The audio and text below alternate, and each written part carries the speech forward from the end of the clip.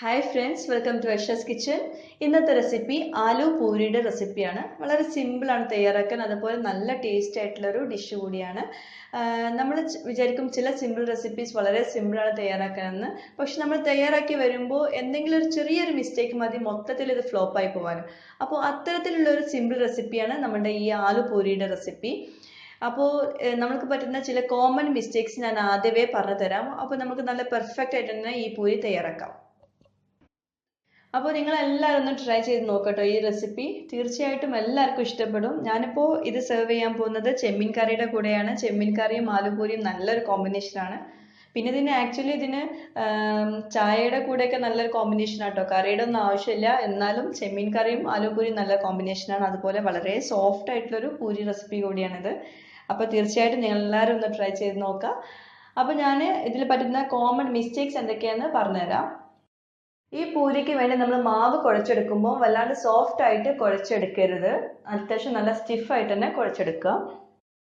അതുപോലെ നമ്മൾ ചെറിയ ബോൾസ് ആക്കിയിട്ട് നമ്മൾ പരത്തി എടുക്കുവാണെങ്കിൽ അത് വല്ലാണ്ട് തിന്നായിട്ടും അതുപോലെ നല്ല തിക്കായിട്ടും പരത്തരുത്. എല്ലാ വശങ്ങളും ഒരേ രീതിയിൽ നമ്മൾ പരത്തിയെടുക്കുക. പിന്നെ പൂരി പൊരിച്ചെടുക്കാനുള്ള എണ്ണയുടെ ചൂട്, അത് നല്ല പാകത്തിനുള്ള ചൂടിൽ വേണം പൂരി പൊരിച്ചെടുക്കാൻ. അപ്പോൾ നമ്മൾക്ക് ആലുപൂരി തയ്യാറാക്കാൻ വേണ്ട ചേരുവകൾ എന്തൊക്കെയെന്ന് നോക്കാം. ഇതിലേക്ക് നമ്മൾക്ക് മെയിൻ ആയിട്ട് വേണ്ടത് ഉരുളക്കിഴങ്ങാണ്. ഞാനിപ്പോൾ ഒരെണ്ണം വലുത് എടുത്തിട്ടുണ്ട്. നിങ്ങൾക്ക് വേണമെങ്കിൽ 2 എണ്ണം ചെറുതെടുത്താലും മതി. പിന്നെ ഇതിപ്പോൾ നന്നായിട്ട് പുഴുങ്ങിയെടുത്തിട്ടുള്ള ഉരുളക്കിഴങ്ങാണ്. ഞാൻ പുഴുങ്ങിയത് കുക്കർ യൂസ് ചെയ്തിട്ടാണ്. 2 വിസിൽ കുക്കറിൽ അടിച്ചിട്ടുണ്ട് ഈ ഉരുളക്കിഴങ്ങ് വേവിക്കാൻ വേണ്ടിയിട്ട്. ഇനി നമ്മൾക്ക് ഇതിലേക്ക് വേണ്ടത് 2 കപ്പ് ആട്ടപ്പൊടിയാണ്. ഞാൻ യൂസ് ചെയ്തിട്ടുള്ളത് ചക്കി ഫ്രഷ് ആട്ടപ്പൊടിയാണ്. ഈ റെസിപ്പിയിലേക്ക് നല്ല പൊടിയാണ്. നിങ്ങൾക്ക് ഏത് വേണമെങ്കിലും യൂസ് ചെയ്യാം. ഞാൻ യൂസ് ചെയ്തത് പറഞ്ഞതേ ഉള്ളൂ. ഇനി നമ്മൾക്ക് ഇതിലേക്ക് ചേർത്ത് കൊടുക്കാനുള്ളത് സ്പൈസ് പൗഡേഴ്സ് ആണ്. ഞാനിപ്പോൾ അല്പം മല്ലിയില ചേർത്ത് കൊടുത്തിട്ടുണ്ട്. അതുപോലെ 1/2 ടീസ്പൂണ് മുളക് പൊടി, 1/4 ടീസ്പൂൺ മഞ്ഞൾപ്പൊടി, 1/2 ടീസ്പൂൺ മല്ലിപ്പൊടി, അല്പം ഉപ്പ്, അതുപോലെ 1/2 ടീസ്പൂണ് ചെറിയ ജീരകം ചെറുതായിട്ടൊന്ന് ക്രഷ് ചെയ്തതാണ്.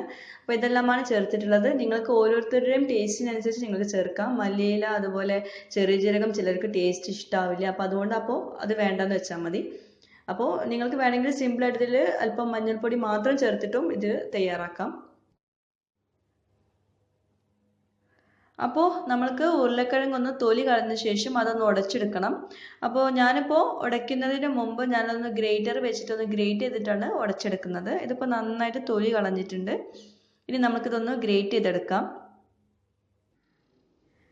ഇനി നമുക്ക് ഇതുപോലെ ഗ്രേറ്റർ യൂസ് ചെയ്തിട്ട് നന്നായിട്ടൊന്ന് ഗ്രേറ്റ് ചെയ്തെടുക്കാം. ഇതിപ്പോൾ ഗ്രേറ്റർ ഇല്ലെങ്കിൽ കുഴപ്പമൊന്നുമില്ല, നന്നായിട്ട് ഉടച്ചെടുത്താലും മതി. കട്ടയൊന്നും കൂടാതിരിക്കാൻ പ്രത്യേകം ശ്രദ്ധിക്കുക. കട്ടയൊക്കെ കുടുങ്ങിയിട്ടുണ്ടെങ്കിൽ നമുക്കത് നന്നായിട്ട് പൂരിയൊന്നും പരത്താൻ പറ്റില്ല. അപ്പോൾ അതുകൊണ്ടാണ്. അപ്പോൾ ഗ്രേറ്റ് ചെയ്ത ശേഷം വീണ്ടും ഒരു സ്പൂൺ കൊണ്ട് നന്നായിട്ടൊന്ന് ഉടച്ചെടുക്കുക.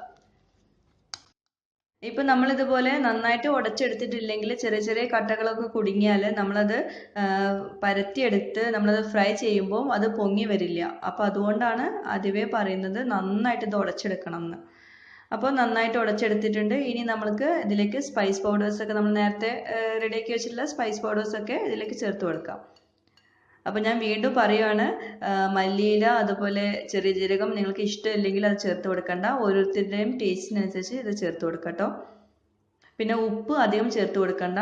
ഉപ്പ് നമ്മൾ ഉരുളക്കിഴങ്ങ് നമ്മൾ പുഴുങ്ങിയെടുക്കുമ്പോൾ അല്പം ഉപ്പ് ചേർക്കുന്നതാണ്. അപ്പോൾ അതുകൊണ്ട് അല്പം മാത്രം ചേർത്ത് കൊടുത്താൽ മതി. അപ്പോൾ ഉരുളക്കിഴങ്ങും അതുപോലെ നമ്മളുടെ സ്പൈസ് പൗഡേഴ്സ് എല്ലാം കൂടി നമ്മൾ നന്നായിട്ട് ആദ്യം തന്നെ കുഴച്ചെടുത്തിട്ടുണ്ട്. ഇനി നമുക്ക് ഇതിലേക്ക് ആട്ടപ്പൊടി ചേർത്ത് കൊടുക്കാം. ഇതിപ്പോൾ 2 കപ്പ് ആട്ടപ്പൊടിയാണ്. അപ്പോൾ കുറേശ്ശെ ചേർത്തിട്ട് അതൊന്ന് മിക്സ് ചെയ്തെടുക്കുക. നമ്മൾ ഒരുമിച്ച് ചേർത്ത് കൊടുത്തിട്ട് നമുക്കത് മിക്സ് ചെയ്യാൻ ബുദ്ധിമുട്ടാവും. അപ്പോൾ അതുകൊണ്ട് കുറേശ്ശെ ചേർത്ത് കൊടുത്താൽ മതി. ഞാനിത് റിപ്പീറ്റ് ചെയ്ത് പറയുന്നതുകൊണ്ട് നിങ്ങൾ ഒരിക്കലും ഒന്നും വിചാരിക്കരുത്. കാരണം ഞാനിത് പറയാതിരുന്നിട്ടുണ്ടെങ്കിൽ നിങ്ങൾ തയ്യാറാക്കിയിട്ട് എന്തെങ്കിലും ഒരു മിസ്റ്റേക്ക് പറ്റിയിട്ടുണ്ടെങ്കിൽ അപ്പോഴും എന്നോട് തന്നെ നിങ്ങൾ ചോദിക്കാനുള്ളത്. അപ്പോൾ അതുകൊണ്ടാണ് ഞാൻ ഇത് വീണ്ടും പറയുന്നത്. അപ്പോൾ നന്നായിട്ടിത് നമ്മൾ കമ്പൈൻ ചെയ്ത് കൊടുക്കണം. അപ്പോൾ ഇപ്പോഴേ നമ്മൾ നന്നായിട്ടിത് നല്ല നനവിലാണ് ഇപ്പോൾ നമ്മളുടെ ഈ മാവുള്ളത്. അപ്പോൾ നമ്മൾ അല്പം മാത്രം വെള്ളത്തിൻ്റെ ആവശ്യം വരുന്നുള്ളൂ. എനിക്ക് അല്പം മാത്രം വെള്ളത്തിൻ്റെ ആവശ്യം വരുന്നുള്ളൂ. ഇതിപ്പോൾ ഒരു ബ്രെഡ് പൊടിയുടെ ഒരു രീതിയിലാണ് ഇതിപ്പോൾ കുഴച്ചെടുത്തിട്ടുള്ളത്. ഇനി നമുക്ക് ഇതിലേക്ക് അല്പം വെള്ളം ഒന്ന് കുടഞ്ഞു കൊടുക്കാം. ഞാനിപ്പോൾ ഒരു 2-3 ടീസ്പൂൺ മാത്രമേ ഇതിൽ കുടയുന്നുള്ളൂ വെള്ളം. അപ്പോൾ നിങ്ങൾ ഓരോരുത്തരുടെയും നമ്മൾ ഉരുളക്കിഴങ്ങ് യൂസ് ചെയ്യുന്നതിനനുസരിച്ചിരിക്കും ഇതിൽ നമുക്ക് ആവശ്യമുള്ള വെള്ളം. അപ്പോൾ നിങ്ങൾ അതിനനുസരിച്ച് നിങ്ങൾ എടുക്കുക. നമുക്ക് അത്യാവശ്യം അത് കുഴച്ചെടുക്കാൻ പറ്റുന്ന ഒരു പരുവത്തിലാണ് നമ്മുടെ മാവ് വരുന്നതെങ്കിൽ അപ്പോൾ ആ ഒരു പരുവം മതി. വല്ലാണ്ട് വെള്ളം ഒഴിച്ചു കൊടുത്തിട്ട് അത് വല്ലാണ്ട് സോഫ്റ്റ് ആക്കിയിട്ട് നമ്മൾ കുഴച്ചെടുക്കേണ്ട ആവശ്യം വരുന്നില്ല. അപ്പോൾ അത്യാവശ്യം സ്റ്റിഫായിട്ട് തന്നെ കുഴച്ചെടുക്കുക, വല്ലാണ്ട് സോഫ്റ്റ് ആക്കിയിട്ട് കുഴച്ചെടുക്കണ്ട. അപ്പോൾ അതിൻ്റെ റീസൺ എന്താണെന്ന് വെച്ചിട്ടുണ്ടെങ്കിൽ നമ്മൾ ഉരുളക്കിഴങ്ങ് നമ്മൾ പുഴുങ്ങുന്ന സമയത്ത് അതിൽ അത്യാവശ്യം വെള്ളത്തിൻ്റെ കണ്ടന്റ് വരുന്നുണ്ടാവും. അപ്പോൾ നമ്മളത് ഇപ്പോൾ ഇത് കുഴച്ചെടുക്കുന്ന സമയത്ത് ആ ഉരുളക്കിഴങ്ങിൻ്റെ വെള്ളം പുറത്തേക്ക് വരണമെന്നില്ല. അപ്പോൾ നമ്മളത് നന്നായിട്ട് കുഴച്ചെടുത്ത് നല്ല സോഫ്റ്റ് ആയിട്ട് കുഴച്ചെടുത്ത ശേഷം നമ്മളത് അടച്ചു വെച്ച് ഒരു 15 മിനിറ്റ് ശേഷമാണ് നമ്മളത് ഫ്രൈ ചെയ്യാൻ എടുക്കുന്നത്. അപ്പോൾ ആ സമയം കൊണ്ട് ഉരുളക്കിഴങ്ങിലെ വെള്ളം പുറത്തേക്ക് വരും. അപ്പോൾ നമ്മൾക്കത് പിന്നെ നമ്മളത് പരത്താൻ ശ്രമിക്കുമ്പോൾ അത് പരത്താൻ പറ്റില്ല, വല്ലാണ്ട് ഒട്ടിപ്പിടിക്കുന്ന ഒരു പരുവായി പോവും. അപ്പോൾ അതുകൊണ്ടാണ് പറയുന്നത്. അതുപോലെ അത് പൊങ്ങി വരാനും ചാൻസ് ഇല്ല ഫ്രൈ ചെയ്യുമ്പോൾ.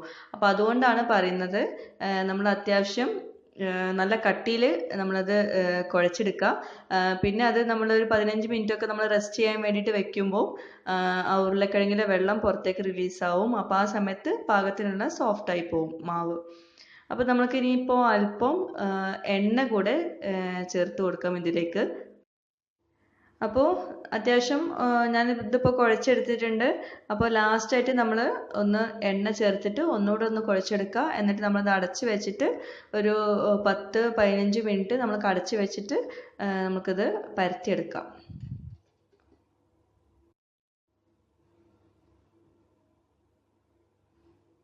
അപ്പോൾ 15 മിനിറ്റ് കഴിഞ്ഞിട്ടുണ്ട്. ഇപ്പോൾ കൂടുതൽ നേരം വെക്കണ്ട കേട്ടോ. അരമണിക്കൂറൊക്കെ വെച്ചിട്ടുണ്ടെങ്കിൽ വല്ലാണ്ട് സോഫ്റ്റ് ആവും. അപ്പോൾ നമുക്കിത് പരത്താൻ പറ്റില്ല. അപ്പോൾ ഇതിപ്പോൾ നന്നായിട്ട് സോഫ്റ്റ് ആയി. നമ്മളിപ്പോൾ കുഴച്ച് വെച്ച മാവല്ല ഇതിപ്പോൾ, കാരണം കൂടുതൽ സോഫ്റ്റ് ആയില്ലേ, പാകത്തിനായി. ഇപ്പോൾ ചെറുതായിട്ടൊന്ന് ഒന്നുകൂടെ ഒന്ന് കുഴച്ചെടുത്ത ശേഷം നമുക്കിത് ചെറിയ ചെറിയ ബോൾസ് ആക്കി എടുക്കാം. പിന്നെ അതുപോലെ നമ്മൾ മാവ് ചെറിയ ചെറിയ ബോൾസ് ആക്കി എടുക്കുന്ന സമയത്ത് നമ്മളിത് അടച്ചു വെക്കാൻ പ്രത്യേകം ശ്രദ്ധിക്കണം കേട്ടോ മാവ്, അല്ലെങ്കിൽ മാവ് ഡ്രൈ ആയി പോവും. അപ്പോൾ പിന്നെ നമുക്ക് അത് പൊങ്ങി വരാനും അതുപോലെ നമുക്ക് പരത്താനൊക്കെ ബുദ്ധിമുട്ടാവും. അപ്പോൾ ഞാനിപ്പോൾ പത്തിരി പ്രസ് അല്ലെങ്കിൽ പൂരി പ്രസ്സർ യൂസ് ചെയ്തിട്ടാണ് ഞാനിപ്പോൾ പൂരി തയ്യാറാക്കുന്നത്. അപ്പോൾ ഇതുപോലെ പൂരി പ്രസ്സൊക്കെ നന്നായിട്ട് ഒന്ന് എണ്ണ തടവി കൊടുത്ത ശേഷം ഓരോ ബോൾസ് എടുത്തിട്ട് ഇതുപോലെ പ്രസ് ചെയ്ത് കൊടുക്കുക. ബോൾസിലും ഞാൻ അത്യാവശ്യം എണ്ണ തടവി കൊടുത്തിട്ടുണ്ട്. അപ്പോൾ ഇനി നമുക്ക് ഈ പൂരി ഫ്രൈ ചെയ്തെടുക്കാം. അപ്പോൾ ഫ്രൈ ചെയ്യുമ്പം ചില കാര്യങ്ങൾ പ്രത്യേകമായിട്ട് ശ്രദ്ധിക്കാനുണ്ട്. അതായത് എണ്ണയുടെ ചൂട് വളരെ കുറഞ്ഞ ഫ്ലെയിം ആവാനും പാടില്ല, നല്ല ഹൈ ഫ്ലെയിം ആവാനും പാടില്ല. അതുപോലെ നമ്മളിപ്പോൾ പൂരി ഇട്ട പാടെ ഒരു സ്പൂൺ കൊണ്ട് ഇതുപോലെ മുകൾ ഭാഗത്തൊന്ന് തടവി കൊടുക്കണം, അതായത് പ്രസ് ചെയ്ത് കൊടുക്കണം. എന്നാലേ ഒന്ന് റൗണ്ടായിട്ടൊന്ന് തടവി കൊടുത്താൽ മതി. അങ്ങനെ വരുമ്പോൾ പൂരി നന്നായിട്ട് പഫായിട്ട് വരും. അപ്പോൾ അല്ലാഞ്ഞാൽ അത് വീർത്ത് വരില്ല. അപ്പോൾ അതുകൊണ്ട് അങ്ങനെ ചെയ്യാൻ മറക്കരുത് നിങ്ങൾ. അതുപോലെ 2 വശവും നമ്മൾ ഫ്രൈ ചെയ്തെടുക്കുക. പിന്നെ എണ്ണയുടെ ചൂട് പ്രത്യേകം പറയാനുണ്ട്. നമ്മൾ കുറഞ്ഞ ഫ്ലെയിമിലും ഹൈ ഫ്ലെയിമിലും നിങ്ങൾ ചെയ്യരുത്. അതുപോലെ ചൂട് നോക്കുക. അതായത് നമ്മൾ ഒരു പൂരി ഇട്ടാൽ തന്നെ നമുക്ക് മനസ്സിലാവും ചൂടുണ്ടോ ഇല്ലേ എന്നുള്ളത്. അത് പഫായിട്ട് വന്നിട്ടില്ലെങ്കിൽ അത് ചൂട് പോരാഞ്ഞിട്ടും ആവും. അല്ലെങ്കിൽ നമ്മൾ പ്രസ് ചെയ്യുമ്പോൾ ഈ പത്തിരി പ്രസ് യൂസ് ചെയ്തിട്ട് നമ്മൾ പ്രസ് ചെയ്യുമ്പോൾ അതും ശ്രദ്ധിക്കാനുണ്ട് കേട്ടോ.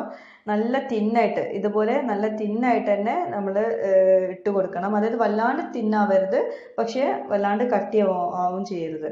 ഒരു മിനിമം തിക്നെസ്സിൽ വേണം നമ്മൾ പൂരി റെഡിയാക്കി എടുക്കാൻ. പിന്നെ ഇതുപോലെ നമ്മളിപ്പോൾ 2 പൂരി നമ്മൾ ഫ്രൈ ചെയ്യുമ്പോൾ നന്നായിട്ട് നല്ല ചൂടിലാണ് പോയത്, അതായത് നന്നായിട്ട് വീർത്ത് വന്നിട്ടുണ്ടാവും. പക്ഷെ നമ്മൾ 3ാമത്തെ പൂരി ഇട്ട് കൊടുക്കുമ്പോൾ അത് വീർത്ത് വരുന്നില്ല എന്നൊരു കംപ്ലൈൻറ്റ് വരുന്നുണ്ടെങ്കിൽ അതിന് കാരണം എന്താ വെച്ചിട്ടുണ്ടെങ്കിൽ നമ്മൾ ഓരോ പൂരി ഇട്ട് കൊടുക്കുന്നതിന് മുമ്പും ഒരു ചൂടൊന്ന് നോക്കണം, എന്നിട്ട് വേണം നമ്മൾ പൂരി ഇട്ട് കൊടുക്കണം. അത് എല്ലാ പൂരീൻ്റെ കേസും അങ്ങനെ തന്നെയാണ്. ചൂട് നമ്മൾ എണ്ണയുടെ ചൂട് വളരെ ഇമ്പോർട്ടൻ്റ് ആണ് ഈ ഏത് പൂരി തയ്യാറാക്കുമ്പോഴും. അതൊന്ന് പ്രത്യേകം ശ്രദ്ധിക്കുക. പിന്നെ അതുപോലെ സ്പൂണും കൊണ്ട് നമ്മൾ പ്രസ് ചെയ്ത് കൊടുക്കുമ്പോൾ ഒരു സൈഡ് എവിടെയെങ്കിലും ചെറുതായിട്ടൊന്ന് പഫായിട്ട് വരുന്നുണ്ടെങ്കിൽ ആ ഒരു സൈഡ് ഒന്ന് ചെറുതായിട്ടൊന്ന് പ്രസ് ചെയ്ത് കൊടുക്കുക. അപ്പം എല്ലാ ഭാഗവും നന്നായിട്ട് പഫായിട്ട് വരും. അപ്പം അതും കൂടി ഒന്ന് പ്രത്യേകം ശ്രദ്ധിച്ചാൽ മതി. അപ്പം അങ്ങനെ വരുമ്പോൾ എല്ലാ പൂരിയും നന്നായിട്ട് പഫായിട്ട് തന്നെ വരും. അപ്പോൾ അതുകൊണ്ട് ഒട്ടും പേടിക്കേണ്ട. അപ്പോൾ അതും കൂടി ഒന്ന് ശ്രദ്ധിച്ചാൽ നമുക്ക് മൊത്തത്തിൽ നല്ല പൂരി തയ്യാറാക്കാം. പിന്നെ ഇതിപ്പോൾ ഞാൻ ഓരോന്നോരോന്നായിട്ട് പ്രസ് ചെയ്ത് ഇടുന്നതിന് പകരം ഞാനിപ്പോൾ ഒരു 3 ഒരുമിച്ച് റെഡി ആയിട്ട് ഞാനിപ്പോൾ ചേർത്ത് കൊടുക്കുകയാണ്. അപ്പോൾ നിങ്ങൾക്ക് അങ്ങനെ വേണമെന്നാണെങ്കിൽ അത് ഒരുപാടൊന്നും ഇതുപോലെ പ്രസ് ചെയ്ത് വെക്കാതെ ഒരു 3-4 ഒരുമിച്ച് പ്രസ് ചെയ്തിട്ട് അത് ഫ്രൈ ചെയ്തെടുക്കാൻ പ്രത്യേകം ശ്രദ്ധിക്കുക. ഒരുപാട് നമ്മളിതിപ്പോൾ ഇതുപോലെ റെഡിയാക്കി വെക്കുകയാണെങ്കിൽ അത് ഡ്രൈ ആയി പോകും. അപ്പോൾ നമ്മൾ എല്ലാ പൂരിയും ഇതുപോലെ പൊങ്ങി വരണമെന്നില്ല. അപ്പോൾ അതും കൂടി പ്രത്യേകം ശ്രദ്ധിച്ചാൽ നമുക്ക് നല്ല പെർഫെക്റ്റ് ആയിട്ടുള്ള പൂരി റെഡിയാക്കാം. അപ്പോൾ നമ്മളുടെ ആലു പൂരി റെഡി ആയിട്ടുണ്ട്. നല്ല ക്രിസ്പി ആവും നമ്മളത് ഫ്രൈ ചെയ്ത പാടെ, പക്ഷെ അത് കുറച്ച് കഴിഞ്ഞാൽ നല്ല സോഫ്റ്റ് ആവും. അപ്പോൾ അതുകൊണ്ട് ഒട്ടും പേടിക്കേണ്ട. അപ്പോൾ ഞാനിപ്പോൾ നേരത്തെ പറഞ്ഞ പോലെ തന്നെ ഞാൻ ചെമ്മീൻ കറിയുടെ കൂടെയാണ് ഇത് സെർവ് ചെയ്യുന്നത്. ഇത് എൻ്റെ മോളാണ് ഇപ്പോൾ കഴിക്കുന്നത്. അപ്പോൾ എല്ലാവരും ഒന്ന് ട്രൈ ചെയ്ത് നോക്കുക. നിങ്ങൾക്ക് എല്ലാവർക്കും ഇഷ്ടപ്പെടുന്നുള്ളത് ഉറപ്പാണ്. അപ്പോൾ എല്ലാവരും ട്രൈ ചെയ്ത് നോക്കുക. അതുപോലെ തന്നെ ഞാനിപ്പോൾ പറയുന്നത് കുറച്ച് അധികമായിട്ട് നിങ്ങൾക്ക് തോന്നുന്നുണ്ടെങ്കിൽ ദയവായിട്ട് ക്ഷമിക്കുക. അറിയാത്തവർക്കായിട്ടാണ് ഇത്രയും ഡീറ്റെയിൽ ആയിട്ട് പറയുന്നത്. അപ്പോൾ എന്നും പറയുന്ന പോലെ തന്നെ സബ്സ്ക്രൈബ് ചെയ്യാത്തവരുണ്ടെങ്കിൽ സബ്സ്ക്രൈബ് ചെയ്യുക, ഷെയർ ചെയ്യുക, കമൻറ്റ് ചെയ്യുക. Thank you.